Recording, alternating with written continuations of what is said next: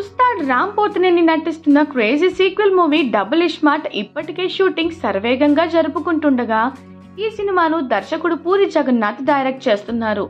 ఈ మూవీపై solid buzz create అయింది. ఇక ఈ చిత్ర పోస్టర్స్ మూవీపై అంచనాలను రెట్టింపు చేశాయి.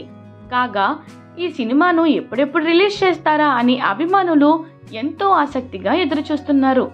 అయితే ఈ సినిమా రిలీజ్ డేట్ పై మేకర్స్ తాజాగా క్లారిటీ ఇచ్చారు.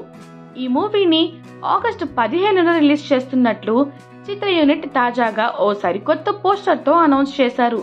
ఇక ఈ సినిమాతో రామ్ పూరిల కాంబినేషన్ మరో బిగ్ హిట్ అందుకోవడం ఖాయమని అభిమానులు ధీమా వ్యక్తం చేస్తున్నారు.